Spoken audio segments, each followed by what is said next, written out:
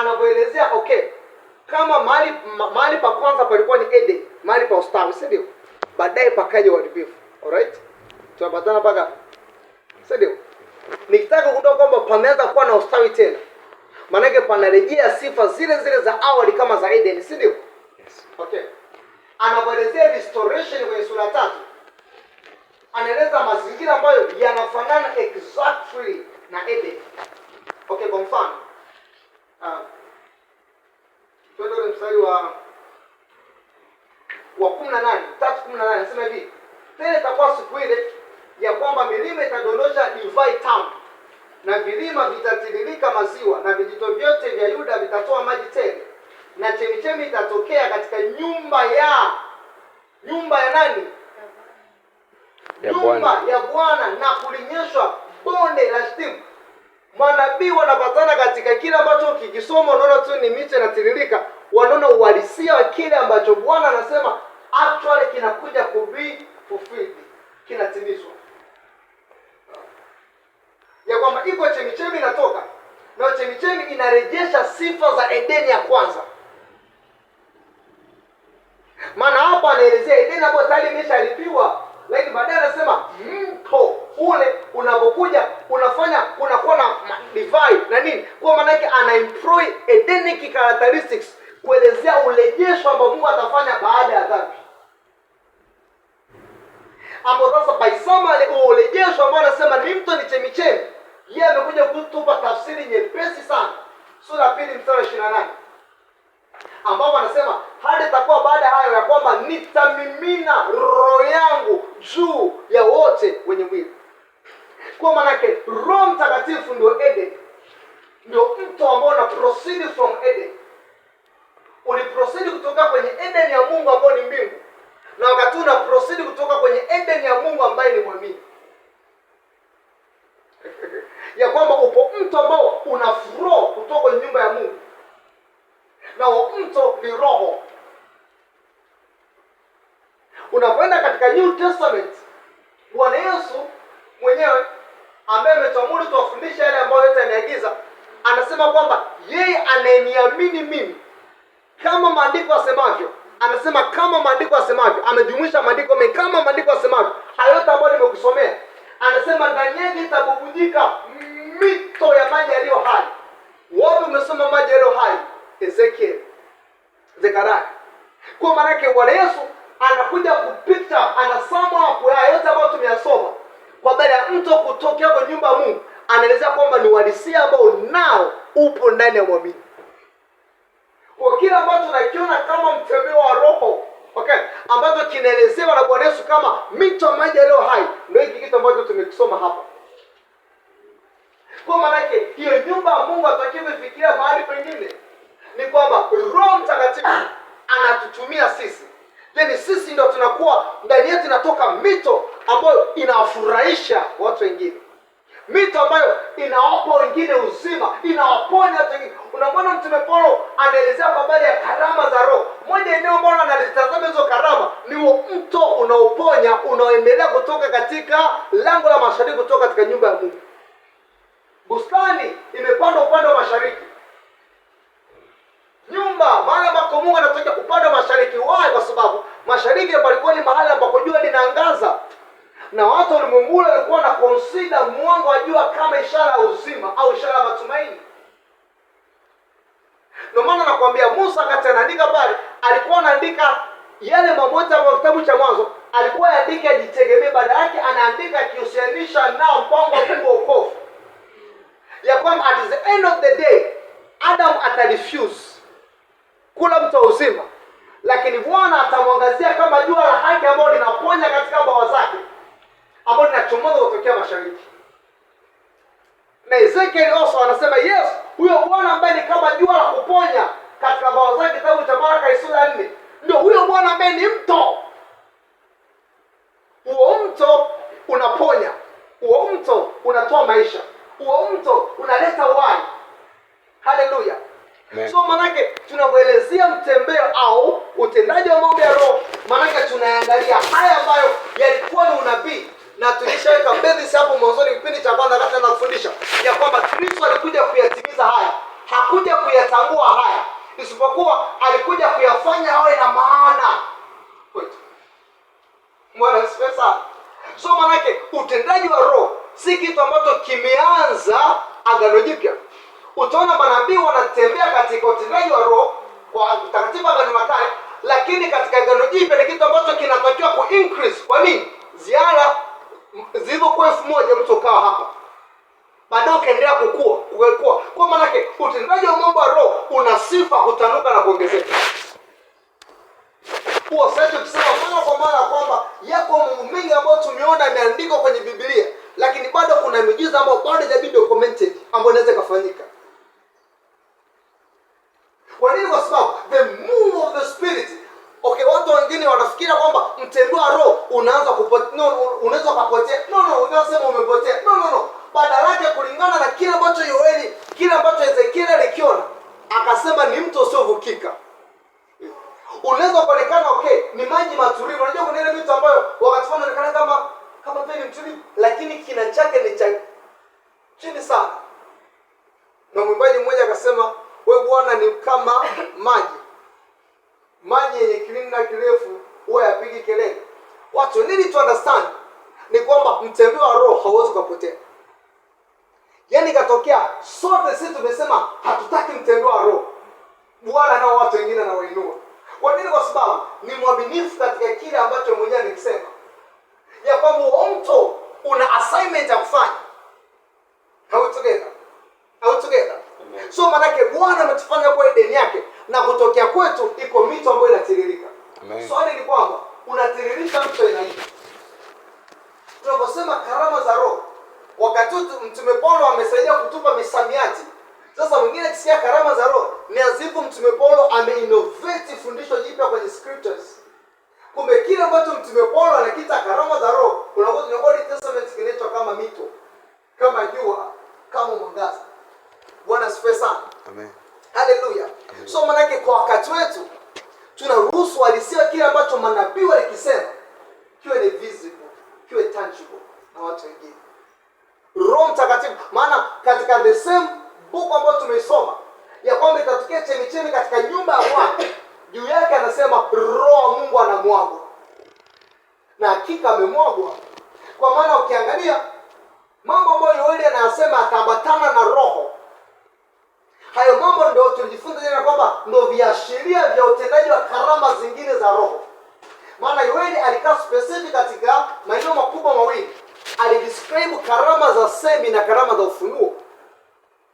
Sura 2:20 anasema hata itakuwa baada hayo ya kwamba nitamimina Roho wangu juu ya wote wenye mwili, na wana wenu waume kwa wake watatabiri, the gift of prophecy.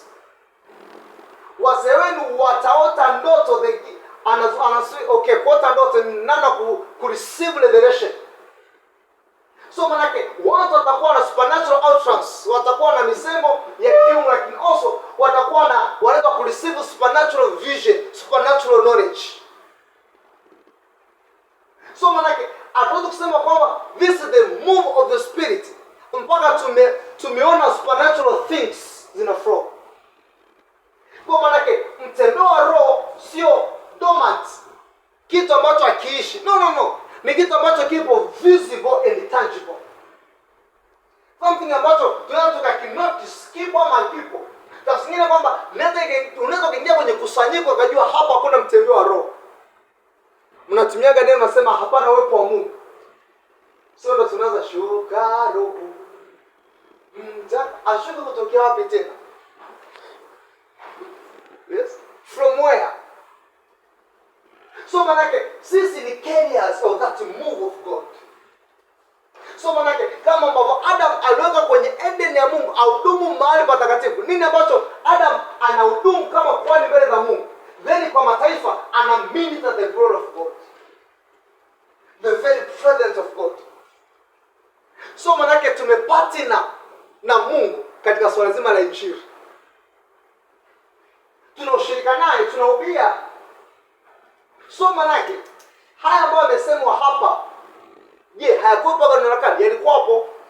Lakini utofauti ambao Yoeli anaonyesha, anasema itakuwa katika siku zile watu wote wenye mwili kile ambacho kilikuwa ni utendaji tu wa wafalme, makuhani na manabii na baadhi ya watu ambao wana assignment maalum, wakati inakuwa kwa watu wa kawaida, watu ambao ni wa kawaida kabisa.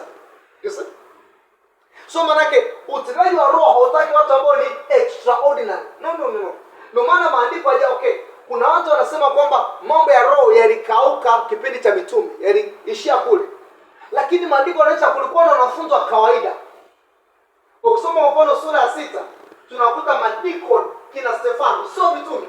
Yaani kwa mfano wakikusanyika kama hivi, wanakusanyika kama wanafunzi. Kina Petro ndo anafanya fafanuzi za maandiko na kitu kama hicho. Lakini hao ambao walikuwa ni watendakazi, that just deacons, mashemasi. Angalia namna ambao maandiko yana describe katika mtembeo wa roho. Hao pia walikuwa mitume. Vipi kwa bali Anania ambaye maandiko yanasema alikuwa mwanafunzi, yaani tutamsha kama mtume mwanafunzi, ndiye ambaye anamwekea mikono mtume Paulo kupokea roho. So manake maandiko yanachokisema ni kwamba nyakati katika zile ambazo Kristo atakuja ambaye ndiye anayebatiza katika roho, watu wa kawaida watanufaika na mambo ya roho. Sasa ni ajabu ya kwamba wewe ambaye una maandiko ni kama yame upgrade ya kwamba kile ambacho kilikuwa ni kidogo kilikuwa ni kwa watu wachache, na hao wachache hawakunufaika nao kwa namna inayoendelea, kwa sababu walikuwa wanashikiwa na roho kwa misimu na vipindi maalum. Maandiko anasema kwetu ni vitu vinavyokaa milele. Maana anasema nami nitamwomba Baba awapelekee msaidizi mwingine, kitabu cha Yohana 6 mlisome, na huyo msaidizi atakaa nanyi hata milele. Kwa kama tuna assurance ya Roho Mtakatifu kukaa na sisi hata milele, na nikwambia neno kukaa, neno ambalo linaeleza permanent residence, makao ya kudumu. Kwa maana yake kama Roho Mtakatifu anakaa kwa namna kudumu miongoni mwetu, maana yake that paracletos activity ambazo anafanya zinaendelea. Amen. So manake kama anakaa kwa namna inayoendelea, so manake nenda nikaa sokoni, naona mtiririko wa mambo ya roho. Nenda nikaa kwenye gari, naona mtiririko wa mambo ya roho. Hayatokei maeneo maalum kwa vipindi maalum kwa watu maalum. Badala yake yanatokea mahali popote kwa mtu yoyote ambaye amejitoa katika mambo ya roho. Pafikie mahali ya kwamba pafikie mahali ambapo kwa nini wakati watu wengi wanakuwa na that anga mambo ya roho? Wanakuwa na dhati njaa na miujiza. Ni kwa sababu kwa naona miujiza ni kitu cha ajabu sana. Lakini kwa muamini kile kitu ambacho ni supernatural kwako ni natural. Ya kwamba haushangai watu wakiponywa kwa sababu wanatakiwa kuponywa. Inabidi ushangae kwa nini hawaponywi. Yaani namna ambavyo tumekaa katika canon knowledge inafikia mahali tunaanza kushangaa kwa nini mtu amepona. How? Yaani inabidi actually tungeshangaa opposite. Kwa nini hajapona? Kwa nini? Kwa sababu ule mtu maandiko yanasema mahali popote ambako maji yake yanafika yanaponyeka. Hello? Au together. So manake tuanza kufikiri kwa namna hiyo. Tunafikiri kwa nini ameshindwa? Baada ya kusema kwa nini ameweza. Au together. Na kama tukijiuliza kwa nini ameshindwa? Labda ni katika purpose ya kujifunza, wala si kwa ajili ya kuimitate. Nilikuwa nafuatilia wengi ambao wanakanusha utendaji wa roho kwa sababu walikuwa wanatamani watu fulani waponywe, lakini hao watu hawakuponywa. Na kwa sababu hiyo, hayo mambo ya kuonekana kwao ikawa ni sababu ya kusema hayapo. Lakini ile kwamba mimi nimekuombea hujapona, kuna maelfu ya watakatifu wanaombea watu wanapona. So manake siwezi nikajenga fundisho because of my experience, my personal experience. Mimi ambacho nimekiona, nimekisikia, havitoshi kuunda fundisho katika kanisa. Why? Maandiko yako wazi ya kwamba mto ule unaponya. Haleluya. Na tulijifunza siku ya mwanzoni kabisa nilikuwa nafundisha ya kwamba Bwana Yesu alisema wale ambao wananiamini kazi hizi nizifanyazo. Neno kazi pale kwenye njia ya Yohana limetumika kuelezea miraculous activities, kazi miujiza. Anasema na hao watu pia watafanya haya tena na zaidi ya haya. Kwa nini? Kwa sababu yeye anaenda kwa Baba. Kwa maana yake ishara kwamba Kristo ametukuzwa ni pale those activities ambazo alikuwa anazifanya zinaonekana kwa upana katika jamii ya waamini. Kwa maana wakati ule anafanya miujiza tulikuwa bado tunakombolewa katika utumwa wa dhambi. Kwa maana yake tulikuwa hatuna that full access ya mambo ya Mungu. Lakini wakati ule ametukuzwa kama garantia ya ushindi ambao tumeupokea wakati wa msalaba. Maana yake hapo tuna mwanya mpana wa utendaji zaidi. Ya kwamba tukitoka nje tunaona fursa. Haleluya. Tunageuza yale ambao ulimwengu umesema ni impossible kuwa possible. Na unapotuuliza tunasema ni matokeo ya mto wa Bwana kutiririka ndani yako. Na maandiko yanasema kwamba ni mto ambao unakuja na utukufu. How together? How together? Amen. How together? Amen. So manake wale wanachokisema si kwamba Roho Mtakatifu atamwagwa, ndio kitu cha ajabu. Wameona matendo ya Roho. Lakini pale ambapo katika kusema kwake anaeleza vijakazi, wana, wazee, ni kama kusema kwamba bila kujali umri, bila kujali jinsia, bila kujali social status, mtumwa kwa Bwana, mwanamke kwa mwanaume, mkubwa kwa all of them wananufaika na utendaji wa Roho. Yesu Kristo ndiye amebring that age ambayo tutakuwa tuna njaa kwa ajili ya kujifunza, si njaa kwa ajili ya kuponywa. Why? We know nahitaji uponyaji. Najua kuna ndugu fulani ana hii karama inaonekana kwa wepesi zaidi, naenda ananihudumia uponyaji. Kama vile ambapo badala ya watu kuwa na misafara kwenda hospitali, misafara inaanza kubadilika. Anatafuta muamini ambaye ameexcel kwa that gift, amejizoeza kwenye hiyo karama. Inakuwa ni kitu cha kawaida sana. Kuna namna nimechanganyikiwa sijui cha kufanya. I don't know. Yaani sijui chochote cha kufanya. Mambo yanaharibika. Tunajua kuna muamini ambaye amejizoeza zaidi kwenye karama ya neno la maarifa na hekima na mfuata. Si? Au together? Yes. Kwa sababu maandiko yanasema hayo yote Bwana ameyatoa kwa ajili ya kufaidiana. So manake tunakuwa na that custom ya kwanza kuyapa vipaumbele mambo ya Roho. Kwa nini? Kwa sababu hayo ndio mambo ambayo yanaonyesha kwamba Kristo ametukuzwa. Tunaweza tukadebate fundisho asubuhi mpaka jioni, lakini hatuwezi kudebate miracle. Kama imehappen, imehappen. All together. Ndio maana usijaribu kuhubiri injili ya Mungu bila supernaturals. One, the gospel preach the supernatural one. Hauwezi kumwambia mtu Kristo alifufuka akapaa. How? So manake the evidence ya message ambayo tuna preach ni pale ambapo tuna preach that message with power. Hallelujah. Hallelujah. So manake ninapokuwa ninaendelea katika ukuaji wangu wa kiroho, also naendelea kuifanya njia yangu kuwa kubwa, ya kwamba kizazi hiki ikiwa kama kijamuona Mungu, basi wamuone Mungu kupitia mimi. Hatuna jana nzuri ila tuna leo bora. Haleluya. Amen. Hatuseme turudie kanisa la mitume. No. Kanisa la mitume tukitazama no. Move forward. Kwa nini? Kwa sababu wao walikuwa hawana that complete revelation tulionayo. Amen. Barua zao kwetu zimekuwa ni nyaraka.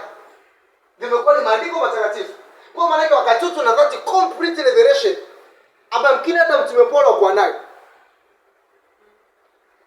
Labda mtume Paulo hajui kile ambacho Peter aliandika. Hajui kabisa kile ambacho Yohana aliandika, lakini you know. You see? So maana yake ikiwa tuna vya kwao, then tunatafuta kuwa kama wao. Wanatushangaa. Kwa nini? Kwa sababu wanaona ubora, wanaona the excellence glory ambayo imekuja na kazi ya msalaba. Ufalme wa Mungu unaelezwa katika maandiko ni kama mbegu ya haradali. Tunatarajia mbegu ikikua hairudi chini, si ndio? Au mbegu inakuwa then inakuwa tena ndogo. Growth inaendelea, si ndio? Au mtu anaweza akafikisha miaka 20 tena akarudi akawa na miaka 10. No, ni impossible. So maana kanisa la Kristo linakuwa na kuendelea kukua na kuendelea kukua na kuendelea kukua. Are we together? Yes. Are we together? So manake pafike mahali ambapo kuwa na waandishi mwingine tena ya kwamba yes, haya ndio matendo ya kanisa. Au together. Kuna aliyetufundisha kwenye teolojia aliongeza msamiati mmoja mzuri sana. Akasema kwamba kitabu cha Matendo ya Mitume hakijulikani kimeishia wapi. Hatuna salamu za maagano kule mwishoni, hamna. Ya kwamba labda kama tulivyozoea kwenye haraka ya kwamba tuna neema ya Mungu iwe na ninyi. Amen. Wasalimuni. Kitabu cha Matendo ya Mitume hakina hitimisho. Kwa kila ambacho alikisema akasema kwamba ni kuonyesha kwamba matendo ya Roho bado yana flow. Bado yana flow. So manake tunaweza tukaongeza pale hata kama hatutafanya kwamba ni sehemu ya maandiko, lakini kama ni part of our preaching. Ya kwamba Rogata aliingia hospitalini pale. Alipofika akanyosha mikono, watu wote wakasimama. Glory to God. Ijaandikwa lakini ni part of our preaching. Amen. Hallelujah. Amen. Bwana asifiwe sana. Amen. Changamoto tunakitilia nukta na kuweka nini? Mihuri. Amen. Wasalimuni nyote.